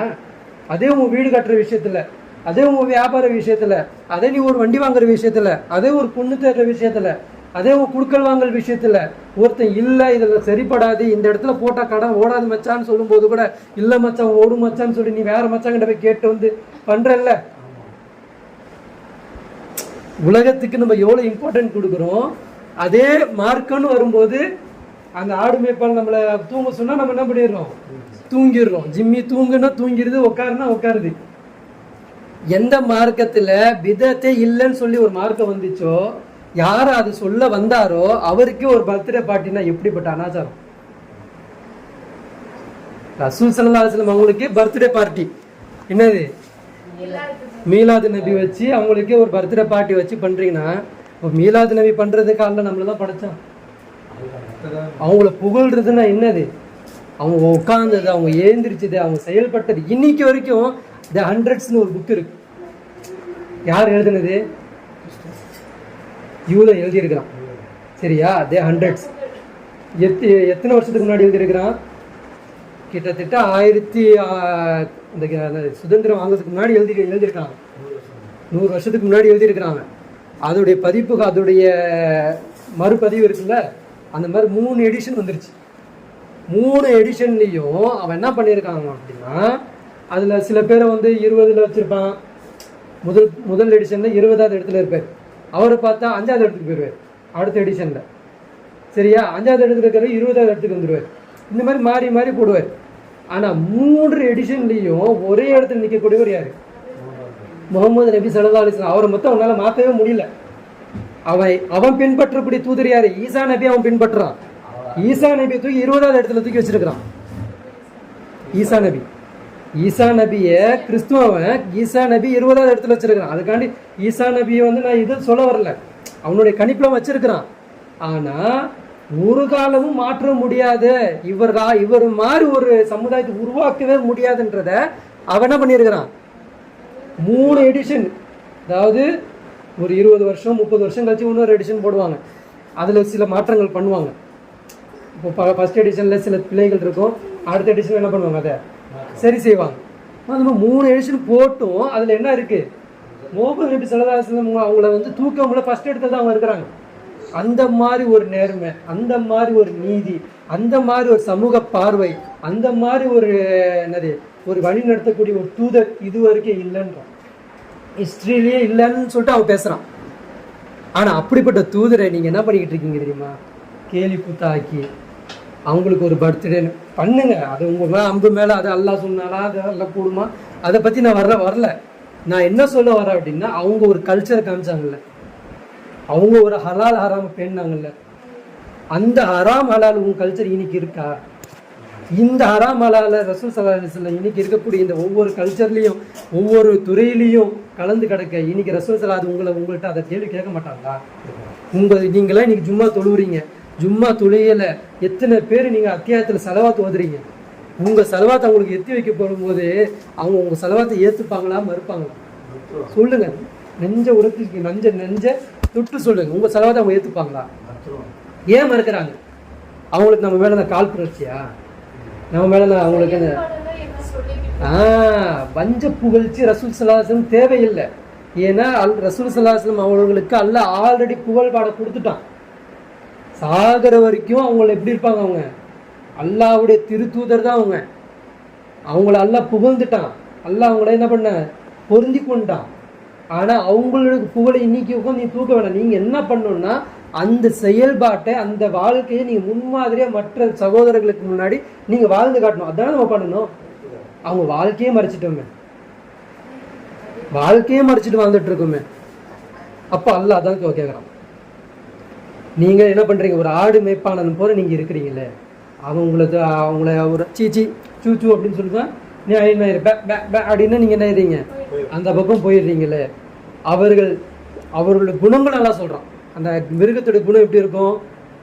அது செவிடர்களாகவும் ஊமையர்களாகவும் குருடர்களாகவும் இருக்கின்றனர். ஒரு மாடு இருக்கு, ஒரு ஆடு இருக்கு, அதுக்கு பசி வந்துருச்சு, அது கவர் சாப்பிடக்கூடாது, ஆனால் கவர் சாப்பிடுது. உனக்கு பசி வருது, நீ மலத்தை சாப்பிட மாட்ட, ஆனால் நீ மலத்தை சாப்பிடுவியா? ஒரு காக்காக்கு பசி வருது, அது இலை கொடியை தான் சாப்பிடும், கிடைக்கல, ஒரு சளி நிற்கிது, அந்த சளியை சாப்பிடும். பசி, தண்ணி கிடைக்கல, என்ன பண்ணுவோம்? திங்கும், சாப்பிடும். அதுக்கு எதுவுமே கண்ணு இல்லை காது இல்லை, எதோ அது யோசிக்காது. இந்த ஒரு வாத்து இருக்கு, ஒரு வாத்து போய் ஒரு ரயில் பட்டில போய் விழுந்து செத்து போச்சு அப்படின்னா, ஐயோ என் இனம் செத்துருச்சுன்னு போய் குதிக்குதா? ஒன்று போய் விழுந்துச்சுன்னா இன்னொன்று போய் விழுந்துக்கிட்டே இருக்கும். அதுக்கு என்ன தெரியாது? இங்கே போனால் செத்துருவோன்னு அதுக்கு தெரியாது. இந்த மாதிரி அல்ல நம்மளை படைச்சான். அறிவுடையவர்னா என்ன அர்த்தம் தெரியுமா? அது பகுத்தறிவா சிந்திக்கக்கூடிய நடுநிலை சமுதாயமா நீங்க இருக்கணும். நம்ம எதுல இருக்கிறோம்? ஹராம் ஹலால் நீங்க எங்க நம்ம ஃபாலோ பண்றீங்க? ஒருத்தர் பாசமா அண்டை வீட்டுக்காரர் என்ன பண்ணியிருப்பாரு? ஒரு விநாயகர் சதுர்த்தியோ ஏதோ ஒன்று என்ன பண்ணியிருப்பாரு? ஒரு சுண்டலையோ ஒரு வத்தலையோ ஏதோ ஒரு சொத்துலையோ கொண்டு வந்து கொடுப்பாரு. அப்போ போய் வந்துட்டு இது பூஜை செய்யப்பட்டதா, இதை நீங்க பூஜைக்கு வச்சிங்களா, அதை நான் சாப்பிடுவேன் மூஞ்சிக்கரியா சொல்றது. இங்க எல்லாமே ஜிஎம்ஓ ஃபுட்டுன்னு ஆரம்பிச்சு எல்லாத்தையும் கலப்படம் பண்ணி எல்லாத்தையும் மோசடி பண்ணி எல்லாத்தையும் நாசமாக்கி வச்சிருக்கிறாங்க. அவ்வளோ பெரிய அதாவது முழு சொத்து இதெல்லாம் என்ன பண்ண முடியாது, பூசணிக்காக மறைக்க முடியாத நம்ம கதை. எல்லாத்துலேயும் விட்டுட்டோம். அண்டை வீட்டுக்காரர் கொடுக்கக்கூடிய அந்த கறியில தான் நமக்கு என்ன வந்துருச்சு? இஸ்லாமே தொங்கிக்கிட்டு இருக்கு. அங்கேதான் இஸ்லாத்தை பார்க்கறது. என்ன பண்றது? மூஞ்சுக்கு நேராக சொல்லிடுறது, எங்களுக்கு இனிமேல் இந்த மாதிரிலாம் கொண்டு வராதிங்க. அதுக்குங்க சாப்பிட சொல்ல வரல. நீங்கள் வாங்கிட்டு உங்களுக்கு சாப்பிடலையா, அது டவுட் வந்துருச்சா, வாங்கிக்கிட்டு அப்புறம் வேற யாருக்காவது கூட கூப்பிட்டு கொடுத்துக்கலாம். ஆனால் நீங்கள் நம்ம என்ன பண்ணுறோம்? இஸ்லாத்தை ஃபாலோ பண்ணுறன்ற பேரில் இந்த மாதிரி சில தவறுகள்லாம் பண்ணிக்கிட்டு இருக்கோம். சரி, இப்போ டாபிக் அது இல்லை. நமக்கு டாபிக் என்ன அப்படின்னா ஹலால் ஹராம். ஹலாலை நம்ம விட்டதுனால ஹராமை நம்ம அதிகமாக டோஸ் எடுத்துக்கிட்டனால இந்த மாதிரி மயக்கத்திலேயே இருப்போம். புரியுதுங்களா? என்ன மயக்கம் அது? நன்மையும் தீமையும் பிரிக்க காட்ட தெரியாது, சாபத்தில் இருக்கிறோம். சரிங்களா? அதுக்கப்புறம் அல்லாஹ் சொல்கிறா பாருங்க, மறுபடியும் அல்லாஹ் வந்து ரீஃப்ரெஷ்ஷாக மறுபடியும் பேசுகிறான். இப்போ என்ன பண்ணுறான் அப்படின்னா, யாயோ அல்லதீன ஆமனு, ஓ ஈமான் கொண்டு வரீங்களே. முன்னாடி பேசுனது என்ன சொன்னா? யாயோன்னு மக்களே நீங்கள் என்ன பண்ணுங்க, ஹலாலை சாப்பிடுங்க, ஹராம் பக்கம் போயிடாதீங்க அப்படின்னா. இப்போ அல்லாஹ் என்ன பண்ணுறான்? காமனாக மக்கள்கிட்ட சொல்லிட்டு இப்போ முஸ்லீம்கிட்ட வரான். யாயுள்ளதி நாமும் ஈமான் கொண்டவர்களை குலு மின் தையிபாத் மா ரஸக்னாகும், நான் உங்களுக்கு வழங்கிய ஹலாலை மட்டும் நீங்கள் உண்ணுங்க. யார்கிட்ட பேசுகிறான்? இப்போ வேதம் போதக்கூடிய நம்மளை பார்த்து பேசுகிறான். ஹராம் என்ன பண்ணுங்க? நான் உங்களுக்கு வழங்கிய ஹலாலை மட்டும் நீங்கள் என்ன பண்ணுங்க, உண்ணுங்கள். அதே மாதிரி வஷ்குரூலில் அல்லாவுக்கே நீங்கள் என்ன பண்ணுங்க, நன்றி செலுத்துங்க. எப்படி தெரியுமா? இன் குந்தும் ஈயாஹு தஅபுதூன், எனக்கு மட்டுமே நீங்கள் அடிபணியறதுக்கு தகுதியாக இருந்தீங்கன்னா, என்னை மட்டுமே நீங்கள் அடிபணிவீங்கன்னு நீங்கள் நினச்சிட்டிங்கன்னா எனக்கு நன்றி செலுத்துங்க. நான் வழங்கிய ஹலாலை நீங்கள் என்ன பண்ணுங்க, சாப்பிடுங்கன்னு அல்லாஹ் சொல்கிறோம். இப்போ என்ன கட்டளை? அல்லாவுக்கு உண்மையிலே நீ அடிபணிஞ்சுன்னா நீ என்ன பண்ணணுமா? ஹலாலை தான் சாப்பிடணும். இப்போ என் கண்ணு முன்னாடி எதுவுமே ஹலால் இல்லை, எல்லாமே ஹராமாக தான் இருக்குது. நான் பார்க்கறதுலேருந்து, நான் கேட்கறதுலேருந்து, நான் போகிறதுலேருந்து, வாகனத்துலேருந்து எல்லாமே என்ன ஆக்கிட்டாங்க, ஹராமாக்கிட்டாங்க. இப்போ அதையும் அல்லாஹ் என்ன பண்ணுறான், நிவர்த்தி பண்ணுறான். இப்படி ஒரு காலகட்டம் உங்களுக்கு இருக்கா? அதுக்கு நீங்கள் எப்படி வாழணும்? அல்லாஹ் பேசுகிறான் பாருங்க. இன்னமா ஹர்ரம அலைக்குமுல் மைத்தத்த வத்தம வலஹ்மல் ஹின்சிர், தானாக செத்ததும் அல்லாஹ் ஹராமாக்குறான் பாருங்க. தானாக செத்ததும் இரத்தமும் பன்றியின் மாமிசமும் அல்லாஹ் அல்லாத பேர் சொல்லப்பட்டதும், சரியா, அல்லாஹ் அல்லாத பேர் சொல்லப்பட்டதும் ஆகியவைத்தான் உங்கள் மீது ஹராமாக ஆக்கியிருக்கிறான். இந்த இடத்துல அல்லாஹ் ஹராம் இவ்வளோ தானே, மொத்தமே நாள் தானே. இந்த இடத்துல குரான் இப்படி தான் பேசும். அல்லாஹ் வந்து இது வந்து என்ன, குரான் என்னன்னா நமக்கு மொத்தமாகவே கொஸ்டின், அது ஆன்சர் நீங்கள் அதுலேருந்து தான் எடுக்கணும். உங்களுக்கு புஸ்தகம் கொடுக்குறாங்கல்ல, ஆன்சர் எதுலேருந்து எடுப்பாங்க? புக்கிலேருந்து எடுப்பாங்க. ஆனால் இந்த இடத்துல அல்லாஹ் வந்து என்ன பண்ணுறான், 4 ஹராமை பற்றி தான் பேசுகிறான். என்ன சொல்கிறான்? தானாக செத்தது, ரத்தம், பன்றி, அப்புறம் அல்லாஹ் அல்லாத பேர் சொல்லப்பட்ட அறுக்கப்பட்ட 4 விஷயத்தை நீங்கள் சாப்பிடாதீங்க அல்லாஹ் சொல்கிறான். ஆனால் இது மெயின் ரோல் இங்கே என்ன பண்ணிக்கிட்டு இருக்கு? வட்டி. வட்டி இங்கேயே எல்லாம் சேர்க்கல. வட்டியோட ரோலே வேற. வட்டி வந்து கண்ட்ரோல் பண்ணணும்னா அது ஒரு அரசாங்கத்தால் மட்டும்தான் கண்ட்ரோல் பண்ணணும். தனி நபரை நீ கண்ட்ரோல் பண்ண முடியாது. இனி நான் வாங்க மாட்டேன் அப்படின்னா நீ வாங்கலைன்னா மொத்தம் வாங்குறாங்கல்ல, அது எப்படி எது எப்படி தடுப்பேன்? அப்போ வட்டி இங்கேயே சேர்க்கலை. அது பெரிய சாப்டர், அது பெரிய வேலை. அதுக்கு கிப்லா வேணும், ஹலீஃபா வேணும், அதுக்கு மக்கள் வேணும், அல்லாஹ்வுக்கு அடி பண்ணி கொடு உண்மையான மக்கள் வேணும். அவ்வளோ பெரிய ப்ராசஸ் அது. அப்போ அந்த ப்ராசஸ், அந்த வட்டி எங்கே போய் கலந்துருக்கு? நம்ம படிப்பில் கலந்துருச்சு, நம்ம வியாபாரத்தில் கலந்துருச்சு, நம்ம போகக்கூடிய துறைகளில் கலந்துருச்சு, நம்மளுடைய எல்லா விஷயங்கள்லையும் வட்டி ஆயிடுச்சு, சுற்றிக்கிச்சு. ஒரு கேக் வாங்க போனால் கூட வட்டி தாங்க, ஒரு தீப்பெட்டி வாங்கினா கூட என்னது வட்டி தான். எல்லா விஷயத்துலையும் வட்டி கலந்து கிடக்கு. அப்போ அது எவ்வளோ பெரிய விஷயன்றதை நீங்கள் யோசிச்சுக்கணும். இப்போ அல்லாஹ் இந்த இடத்துல என்ன பேசுகிறாங்க? 4 விஷயத்த உங்களுக்கு நான் ஹராமாக்கிட்டேன்னு சொல்லிட்டு அல்லாஹ் சொல்கிறான். ஆனால் எவரேனும், இப்போ அல்லாஹ் அந்த கரண்ட் சுச்சுவேஷன் நம்மளாம் வாழ்ந்துட்டு இருக்கோம் இல்லையா, இந்த சுச்சுவேஷனை அல்லாஹ் பேசுகிறான், பார்த்து பேசுகிறான். எவரேனும் பாவம் செய்யாத மட்ட நிலையில், பாவம் செய்யாத அந்த நிலையில் வரம்பு மீறாமல் இவற்றை உண்ண நிர்பந்திக்கப்பட்டால், யாரோ ஒருத்தர் பாவம் செய்யலை, பாவம் செய்யறதுக்கு எனக்கு விருப்பம் இல்லை, ஆனால் இதுதான் சாப்பிடணும்னு ஒருத்தருக்கு நிர்பந்திக்கப்பட்டால் அவர் மீது குற்றம் இல்லை. யார் மேலே குற்றம் இல்லையா? செரிஞ்சு வெறுத்து அவங்க மேலே என்ன கிடையாதான், குற்றம் இல்லை. சரி சொல்லிட்டான்ல, இப்போ எப்படி அதை ப்ராசஸ் பண்ணுறது? அதுதான் அல்லாஹ் சொல்கிறான். நிச்சயம் அல்லாஹ் என்னது, நிர்பந்திக்கப்பட்டால் அவர் மீது குற்றம் இல்லை, நிச்சயமாக அல்லாஹ் கருணை மிக்கவனாகவும் மன்னிப்பவனாகவும் இருக்கிறான். புரியுதுங்களா? இப்போ வெறுக்கக்கூடிய ஒவ்வொரு விஷயத்தையும் நீங்க எப்படி அணுகுவீங்க?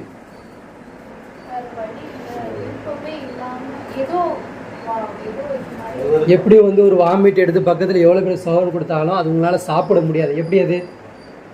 சாப்பாடு நல்லா இல்லையா? சாப்பாடு நல்லா தான் இருக்குது. ஏன் சாப்பிட முடியல? பக்கத்தில் அசிங்கம் ஒன்று இருக்குது, அது நம்மளை என்ன பண்ணலை, சாப்பிட விடலை. அந்த மாதிரி நீங்கள் ஒவ்வொரு துறையும் மாற்றிக்கணும். விருப்பம் இல்லாத ஒரு வாழ்க்கையாக வாழணும். இதற்கு உங்களுக்கு தெளிவான உதாரணம் அபூதர் கிஃபாரி ரலியல்லாஹு அன்ஹு. தெளிவான உதாரணம். அபூதர் கிஃபாரி எல்லாம் எப்படிப்பட்டவங்க? சாவி. நாளையில் எப்படி இப்ராஹிம் அலைஹிஸ்ஸலாம் தனியாக எழுந்திருப்பாங்களோ மஹ்ஷர் மைதானத்தில், அபூதர் கிஃபாரி எல்லாம் என்ன பண்ணுவாங்க? சூரியன் உதிக்கிறதுக்கு முன்னாடி என்ன பண்ணிடுவாங்க? ஏஞ்சி போயிட்டே இருப்பாங்க. ஏன் இப்படிப்பட்ட சலுகை உங்களுக்கு கிடைச்சிது? ஏன் கிடைச்சிது? ஹராம் ஹலால் அவர் பிரித்து காமிச்சார். அதுக்காண்டி வாழ்ந்த காலத்தில் தன்னை பைத்தியம்னு ஒரு பட்டத்தை வாங்கிக்கிட்டேன். இவனுக்கு வாழ தெரியாதவன், இவனுக்கு யூஸ் பண்ண தெரியாதவன், அறிவு கெட்டவன். ஒருத்தருக்கு சலுகை கிடைக்குது, ஒருத்தருக்கு இந்த சலுகை ஏன்டா வாங்குறீங்க, வேணாடா பண்ணாதீங்கன்னு சொல்லும்போது நீயும் வாழ மாட்டேன்ற, வாழ எங்களையும் விட மாட்டேன், வாழ தெரிய முட்டாள்னு தான் சொல்லுவாங்க. அந்த ஊரே பேசிச்சுன்னா, ஊரே ஒதுக்கிச்சுன்னா எப்படி இருக்கும்? ரசூல் ஸல்லல்லாஹு அலைஹி வஸல்லம் காலத்தில் பட்டு ஹராம், இன்றைக்கும் பட்டு ஹராம் தான். அது அணியலாமா? அணியலாமா? அதை ஆடையாக போடலாமா? தங்க ஆபரணங்கள் போடலாமா? போடக்கூடாது. ஆண்கள் சொல்கிறேன், போடக்கூடாது. ஆனால் ஒரு வழி நடத்தக்கூடிய ஒரு கலீஃபாவை அப்படி போட்டால், கலீஃபா இல்லை, அந்த கவர்னராக இருக்கக்கூடியவர் அப்படி ஒரு ட்ரெஸ்ஸை போட்டால், ஆடம்பரமான கண்ணை கவரக்கூடிய பெருமைக்குரிய ஆடையை போட்டால் எப்படி இருக்கும்? அப்படிப்பட்ட ட்ரெஸ்ஸை யார் போட்டுட்டு வரா? முஆவியா இல்லை, கவர்னராக இருந்துக்கிட்டு போட்டுட்டு வராரு. பார்த்தாரு அபூதல் கிஃபார், என்ன ட்ரெஸ் இது, இதுவா உங்களுக்கு மார்க்கம் சொல்லி தந்துச்சு, இதுவா ரசூலுல்லாஹ் காட்டினாங்க. ஒரே அடி. யாருக்கு? கவர்னரை வெட்ட வெளிச்சத்தில் தான் அடிச்சிடுறாரு, சந்தையில் நடு மத்தியில் வச்சு அடிச்சிடுறாரு. ஒரே அடி. அல்லாஹ்வுக்கு பயப்பட மாட்டியா, பெருமை ஆணவம் கொடு, பெருமைப்படக்கூடிய ட்ரெஸ்ஸை போட்டுக்கிட்டு இருக்க அப்படின்னு அடிச்சிட்டாரு. இப்போ கவர்னர் என்ன பண்ணுறாரு? உஸ்மான் அல்லாஹ்க்கு லெட்டர் எழுதுறாரு, உங்கள் சகோதரரை நீங்கள் கூட்டிகிட்டு போயிருங்க, பைத்தியம் பிடிச்சிருச்சு, இங்கே நாங்கள் வச்சுக்க மாட்டோம், வாங்கிக்கோங்க. அதுதான் ரசூலுல்லாஹ் முன்னாடியே சொல்லிடுவான். இந்த அபூதல் கிஃபாரி என்ன பண்ணுவார்?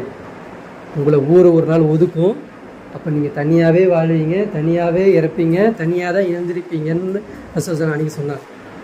இந்த மாதிரி வெறுக்கணும். வெறுத்தாரா? வெறுத்தாரா? பிச்சை. அதுதான் அவர் பார்த்தாரு. பட்டணத்துல என்ன ஆகுது? செல்வ செழிப்பு வருது, ஆபரணங்கள் வருது, அவன் இஷ்டத்துக்கு மாளிகை கூடார மாதிரி கட்டிக்கிட்டு இருக்கான், மேலே வேலை ஹைட்டாக கட்டுறான், பெருகிறான், வியாபாரம் பார்க்குறான். இதெல்லாம் இவருக்கு என்ன பண்ண முடியல, ஜீரணிக்கவே முடியல. என்னடா ஆயிடுச்சு உங்களுக்குலாம்? ரசூலுல்லாஹி ஸல்லல்லாஹு அலைஹி வஸல்லம் போனதுக்கப்புறம் இப்படி வியாபாரத்துலேயும் வீடு கட்டுறதுலையும் அப்படியே ஆடம்பரத்துலேயும் இருக்கீங்களப்பா, இதெல்லாம் நமக்கு இல்லை பணி, இதுதான் பணின்றத அவருக்கு சொல்ல வர்றாரு. அவர் அப்படி வெறுத்தார். அவர் காலகட்டத்தில் அப்போதான் ஸ்டார்ட்டே ஆகுது. அந்த அந்த அந்த மிருகம் என்ன பண்ணுது, அப்போதான் ஏந்திரிக்குது. அந்த டைம்லேயே இதெல்லாம் வேணாம், இதெல்லாம் நான் வெறுக்கிறேன்னு சொல்லிட்டு நான் நல்லா இருந்த சாப்பாடு அப்போவே சாப்பிடாம என்ன பண்ணிட்டாரு, எனக்கு என்ன கிடைக்குது, என் ஆடு என்ன தருதோ அதை சாப்பிட்டுட்டு நான் போயிடுன்னு சொல்லிட்டு யார் போயிட்டா? அபூதல் கிஃபார் இல்லை, அவங்க போயிட்டாங்க. அப்படின்னா இப்போ நம்ம எப்படி வெறுக்கிறோம்? நம்ம போலி நடிப்பு தான் நடிக்கிறோம். நல்லா கிட்ட எல்லாம் நானும் ஜாலரா போடுறேன், நானும் டாவ் அடிக்கிறேன், என்னையும் ஏற்றுக்கோன்னு நம்ம சொல்லிக்கிட்டு இருக்கோம்.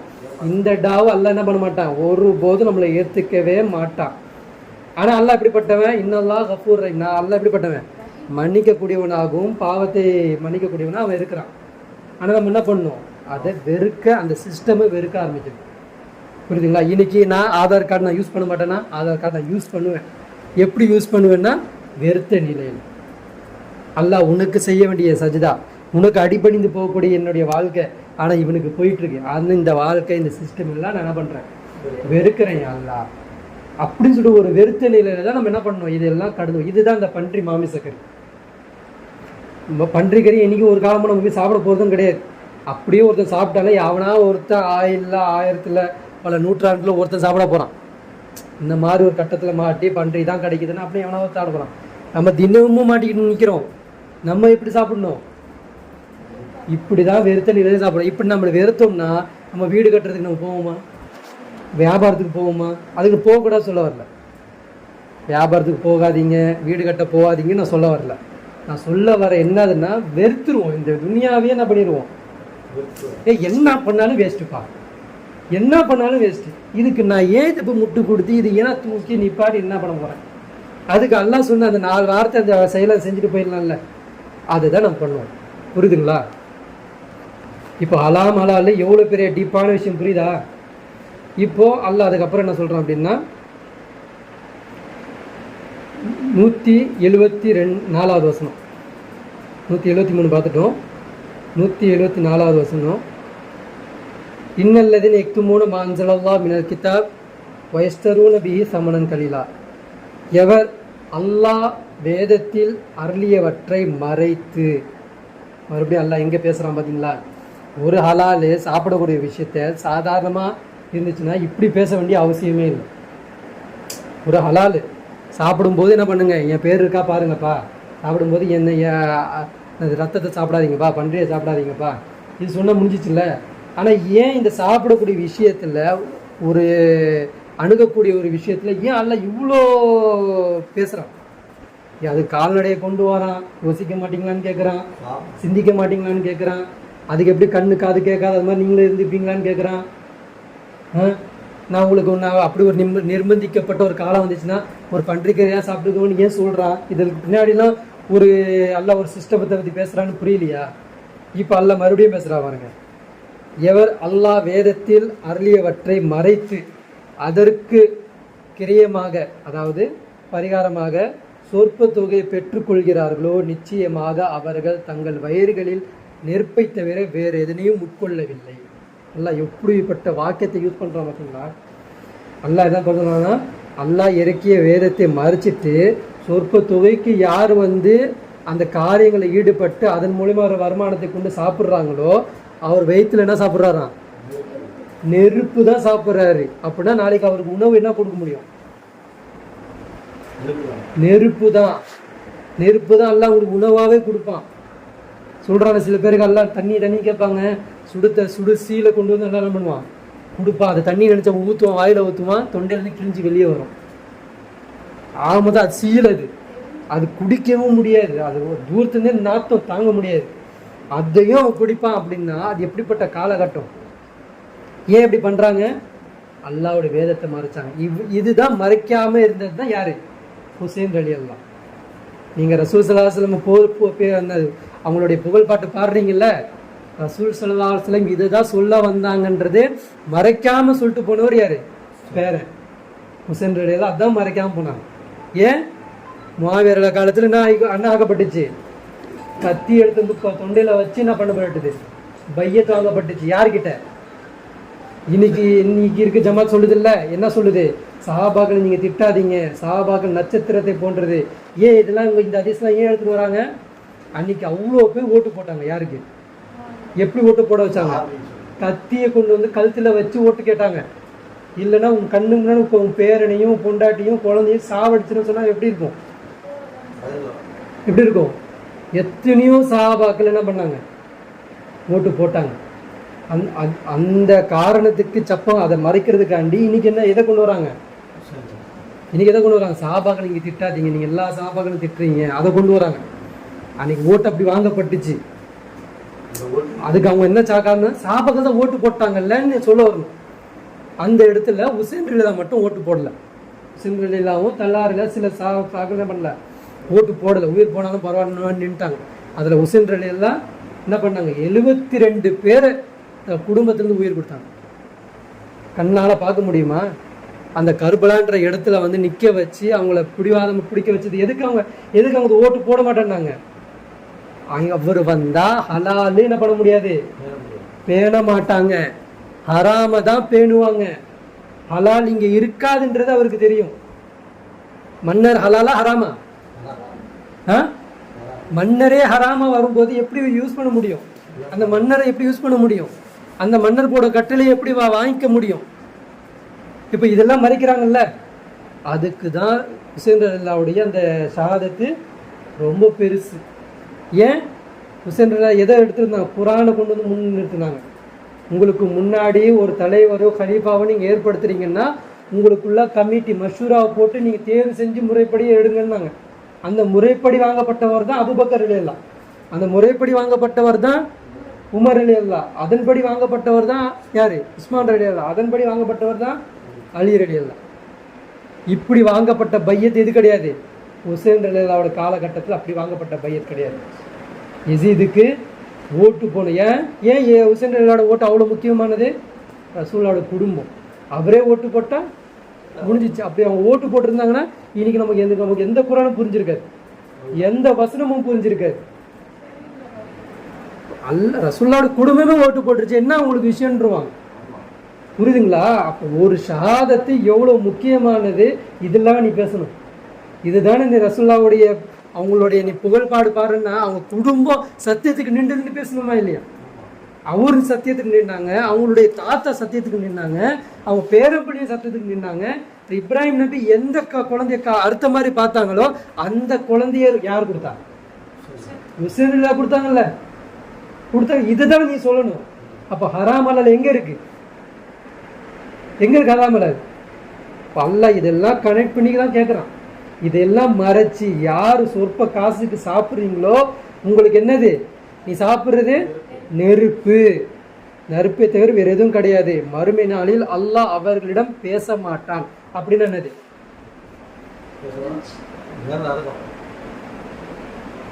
சில பேருக்கு எல்லாம் கட்டில போட்டு அடிங்கன்னு சொல்லி விட்டுருவான். அல்லாஹ் என்னைக்கு திரும்புறானோ அன்னைக்குதான் மலக்கு மரம் நிப்பாட்டுவாங்க அடிக்கிறதுக்கு. புரியுதுங்களா? பல நூற்றாண்டு அடிச்சுட்டு இருப்பாங்க. அவங்களுக்கு சோம்பல் கிடையாது. அவங்களுக்கு முதுகு வலி வந்துடும், அடிச்சடிச்சு கை வலிக்குதுலாம் அவங்க சொல்லவும் மாட்டாங்க. அவங்க என்ன பண்ணுவாங்க? அடி பின்னி எடுப்பாங்க. எத்தனை வருஷம்? அல்லாஹ் பார்க்குற வரைக்கும் அடிப்பாங்க. அப்போனா அல்லாஹ் என்ன சொல்றான்? நான் அவங்கள பார்க்கவே மாட்டேன்றான். பார்க்கவே மாட்டேன், பேசவே மாட்டேன். அப்படின்னா அது காலத்துக்கும் அடி. யாருக்கு இந்த அடி? யாரு ஹலால் ஆறாம பேணலையோ அதன் பாடியும் அதை மறைச்சிட்டு எனக்கு ஒன்று கிடைச்சிது அது போதும்னு சொல்லிட்டு வாழ்ந்துட்டு போறீங்களோ அவங்களுக்கு தான் அந்த அடி. அவங்கள நல்லா பேச மாட்டான், அவர்களை பரிசுத்தமும் ஆக்க மாட்டான். அப்படின்னு என்னது? பரிசுத்தமும் ஆக்க மாட்டான்னா என்னது?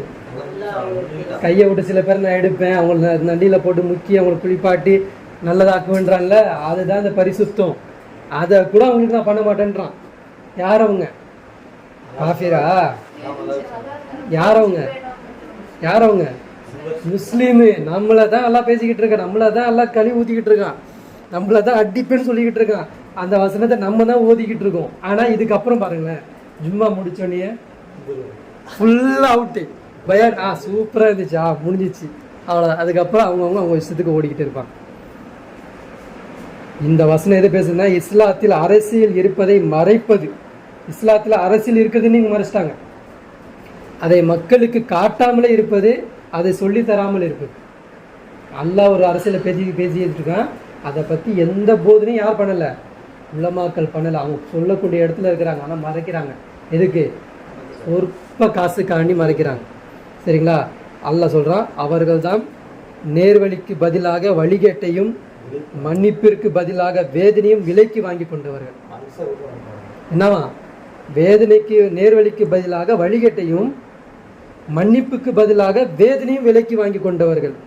இவர்களை நரக நெருப்பை சகித்து கொள்ள செய்தது எது? நெருப்புன்னு நான் சொல்கிறேன், அதை அப்படியே பண்ணுன்னு நான் சொல்கிறேன்.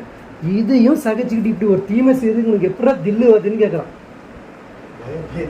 எப்படி உங்களுக்குலாம் பயம் வருது? ஏன் வெறுக்காம சாப்பிட்டுட்டு இருக்கேன் நீ கேட்குறான். எப்படி உன்னால வெறுக்காம சாப்பிட முடியுது? ஏன் வெறுக்க மாட்டேன்ற? அப்ப நீ கால்நடையா?